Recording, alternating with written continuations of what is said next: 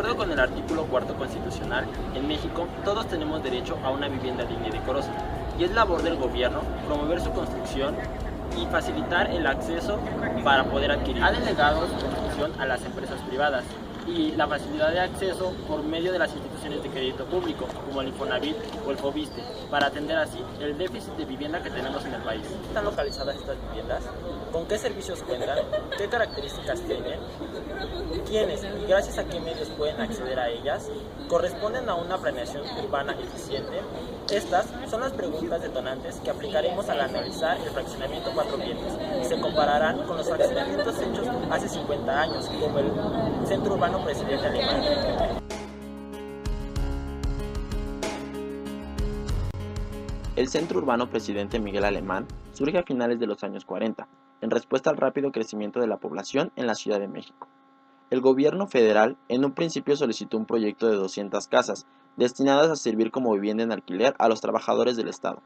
Sin embargo, cuando el proyecto fue diseñado, se encontraba ubicado en una zona poco urbanizada hacia el sur de la ciudad.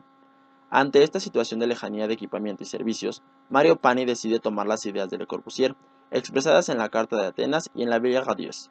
Planteó así una edificación que alberga 1080 departamentos, los cuales serán construidos en vertical, con el fin de no ocupar una superficie mayor al 25% del terreno, dotando asimismo del comercio en la planta baja de los edificios, creando así una ciudad dentro de una ciudad. Así vemos que estos eran los procesos de urbanización en la década de los 50. Sin embargo, veamos qué sucede actualmente, tratando de analizar el fraccionamiento Cuatro Vientos.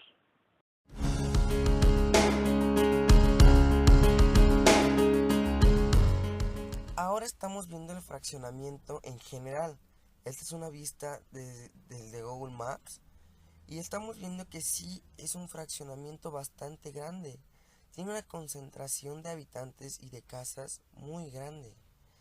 Estos son los límites que tenemos del terreno entero y de todo el fraccionamiento, obviamente. Y vemos que tiene una gran densidad de población.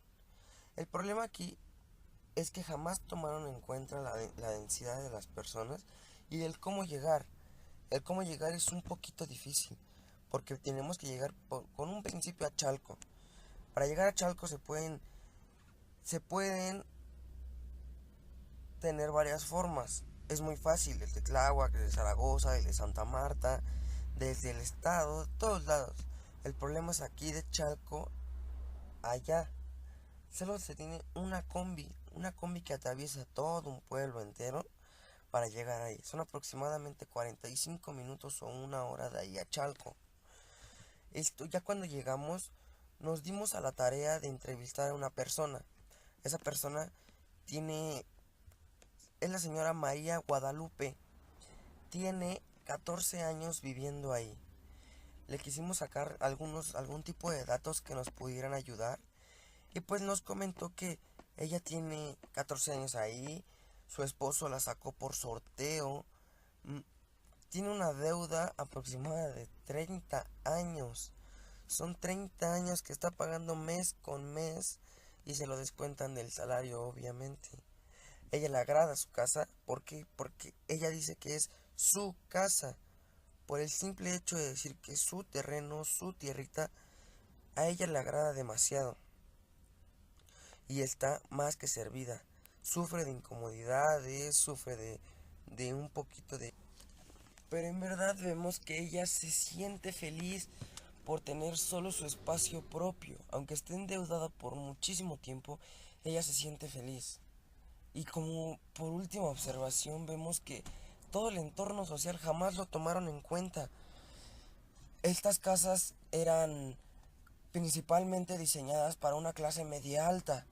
Yo creo y yo veo que en vista de que no se vendían de tal forma que ellos esperaban, empezaron a meter gente de un nivel socioeconómico más bajo.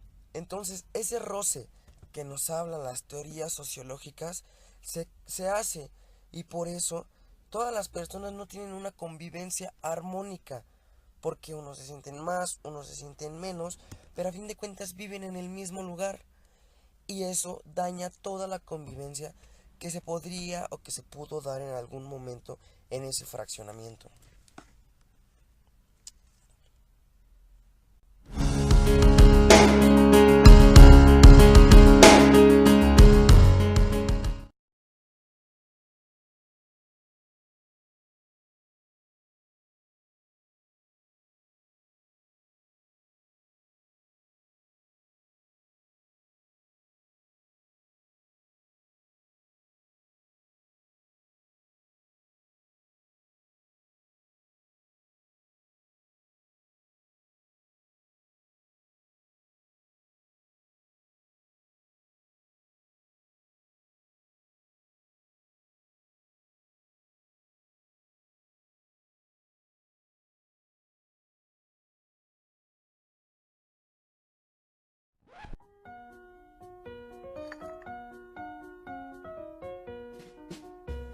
Ya tenemos casa.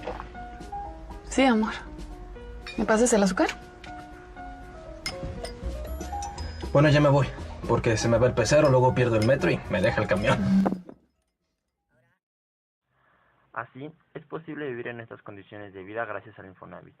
Esta dependencia que se encarga de otorgar casas mediante créditos que tardarán 30 años en liquidarse. Sin embargo, la seguridad que les causa a los usuarios de pertenencia de hacerse acreedores a una vivienda digna es la razón por la cual la adquieren. Pero esto no es así, ya que las condiciones en las que las inmobiliarias dan las casas son las escasas, empezando por las medidas que tienen que son mínimas y los materiales poco duraderos que emplean. No obstante, a todo esto los usuarios se dicen satisfechos con sus hogares, aunque para poder trasladarse a estos desde sus centros económicos sea recorrer media ciudad. Pero claro, como el rendimiento de la tierra es más productiva en las periferias, conviene construir fraccionamientos en lugares donde la tierra no cuenta con nada de servicios y se encuentra alejada de los centros urbanos. Y así lo vio en su tiempo esta inmobiliaria, ya que ese fraccionamiento se encuentra alejado totalmente de los centros urbanos.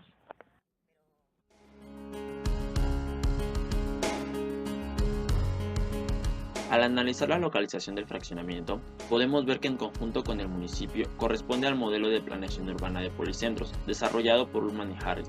Sin embargo, la lejanía con el centro municipal deriva en que se genere una propia estructura urbana, donde se identifica un corredor principal en el cual las casas han sido adaptadas para el comercio y se dota del equipamiento mínimo necesario para la recreación y estudios, pero cuya fuente de trabajo más cercana se encuentra hasta el nodo principal, convirtiéndolo así en un asentamiento satélite, que eventualmente será devorado por la mancha urbana.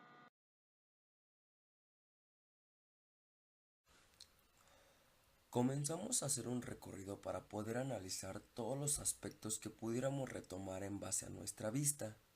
Se empezó desde unos kilómetros antes de que empiece el fraccionamiento y alcanzamos a observar cómo se va notando a simple vista el cambio de vida de habitantes y este estilo que hay de una parte que todavía podemos considerar ciudad bien constituida y otra parte que a discusión podríamos definir como lugar urbano-rural, pero esto es previo a llegar al objeto de estudio.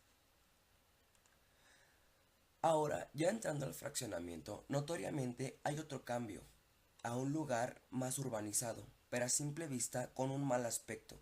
Nos enfocamos en ver el tipo de viviendas que hay, las personas que conviven y analizamos que en verdad las viviendas no son nada agradables, ni en vista exterior y por consecuencia interiormente nada cómodas.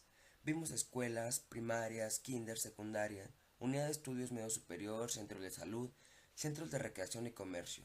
Todos en general los vemos en condiciones deplorables y una imagen deprimente, en algunos casos hasta de abandono. Las casas pequeñas y lo más justa que las pudieran hacer. Las calles solo lo necesario y hasta mal distribuidas. Pero a fin, esto lo considero un asentamiento urbano que tuvo su momento de crecimiento, pero con el tiempo se fue perdiendo.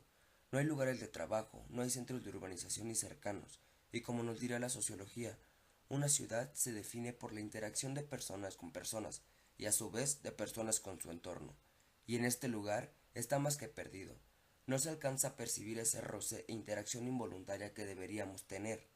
No tenemos esa esencia de movilidad y de producción que se pensaba, pero a fin, un asentamiento más en el cual no se tomaron en cuenta otros aspectos que no fuera la recuperación y ganancia económica, y sin considerar aquel daño o perjuicio que le pudieron haber causado a estas personas que con tanto sacrificio adquirieron este tipo de viviendas. Derivado de este ejercicio analítico, se puede concluir que el proceso de urbanización se da en las periferias de los núcleos urbanos, donde las infraestructuras no son suficientes y el acceso es complicado. Se ha dado de manera vertical y horizontal, siendo la primera la que permite mayor aprovechamiento de las áreas libres. Los materiales y sistemas constructivos responden a la época de construcción, sin lograr un avance significativo en las épocas actuales. Finalmente, las dimensiones son mínimas para la vivienda y no contemplan su crecimiento a largo plazo. Es por esto que el proceso de urbanización tiene que ir de la mano con la calidad de vida y desarrollo del entorno humano, para de esta manera lograr un desarrollo integral de nuestras ciudades.